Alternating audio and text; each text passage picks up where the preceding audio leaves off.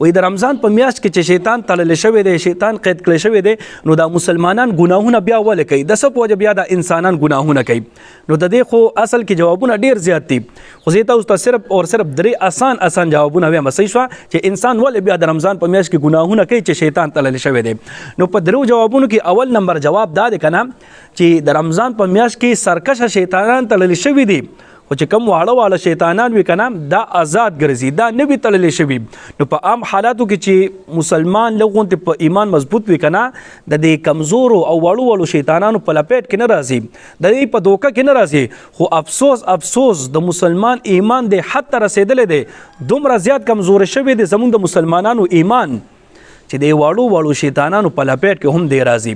د واړو شیطانانو په دوکو کې هم دی راځي زما عزت مندو د واړو شیطانانو په وجه هم دی په ګناهونو کې مبتلا کیږي یو خدای کا وجه شو چې دا واړو شیطانان چې دي د مسلمانانو په ګناهونو کې مبتلا کوي دویمه وجه دا ده کنه چې شیطان خو بهشکه او تړلی شو قید کړی شو خو دا رمضان نه مخکې چې کومې 11 میاشتې تېرې شوي وي شیطان په دې انسان باندې په ګناهونو کې مبتلا کول باندې دومره محنت کړې وي کنه چې دا یو میاشت خو بهشکه بیا شیطان په قید کې شي خو دا مسلمان د ګناهونو سره دونه عادت شوی وي چې دا ګناهونه پرې خودو باندې دی بیا قادر نه وي لکه د دې آسان مثال به زه تاسو ته ووایم یو انسان دی هغه بل انسان په شرابو باندې اموخته کې د شرابو عادي وګرځي په شرابو باندې راواړي مثلا زید دی هغه امر په شرابو باندې راواړولو نو پولیس رالو دا زید چې دی کنه دی بیا قید کړو چې کم کس شراب باندې راوړلو والو کنه هغه قید کو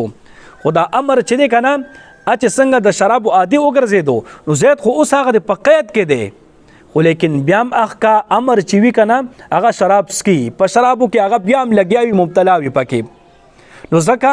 چې هغه زید دا امر په شرابو باندې راوړلی دی په دې باندې عادت کړی دی نو دا کرنګي دا شیطان چې وي دا مسلمان دی ګناهونو سره داسې عادت وګرځي کنه چې شیطان خو بیا په خپل په قید کې وي خو مسلمان دلته بیا په ګناهونو کې لګیا وي زما عزت مندو دویمه وجه دا شو دریمه وجه دا ده کنه چې انسان صرف د شیطان په وجه په ګناهونو کې من نه مبتلا کیږي نور ډیر شیزونه دي چې هغه د وجه نه انسان په ګناهونو کې مبتلا کیږي په هغه کې ټول نه غټه وجه چې دا کنه هغه د انسان خپل نفس دی د انسان دا نفس چې دی کنه دا د شیطان نم زیات خطرناک دی زما عزت مندو حضرت یوسف علیه السلام سوی وما ابرئ نفسی ان النفس لاماره بالسوء وای د انسان دا نفس چې دی کنه دی په ګناهونو باندې آماده کون کې دی په ګناهونو باندې مبتلا کون کې دی نو انسان دا نفس چې دی کنه دام ډیر زیات خطرناک دی زما عزت مندو انسان چې ګناهونه کوي د شیطان د دوکې د وجې نه کوي ورسره د خپل نفس د خواهشاتو د وجې نه انسان په ګناهونو کې مبتلا کیږي نو دا درې وجې وي چې درته مې ویلې هسې وجې ډېرې دي او جوابات یې ډېر دي چې انسان په رمضان کې ولې ګناهونه کوي اکثر خلکو نه به تاسو دا سوال اورېدلی وي نو دا آسان جوابونه یې تاسو ته ما وویلې چې یو انسان د دې ګناه سره عادت شي نو ځکه بیا په رمضان کې کوي او دویم واړو شیطانانو د وجه نه انسان په ګناهونو کې مبتلا کیږي دا د ایمان کمزوري علامت دی چې واړو شیطانانو په وجه هم په ګناهونو کې مبتلا کیږي او دریم د انسان خپل نفس د نفس د وجه نه انسان په ګناهونو کې مبتلا کیږي صحیح شو نو امید ده چې ان شاء الله تاسو په دې جوابونو باندې پوه شوي یئ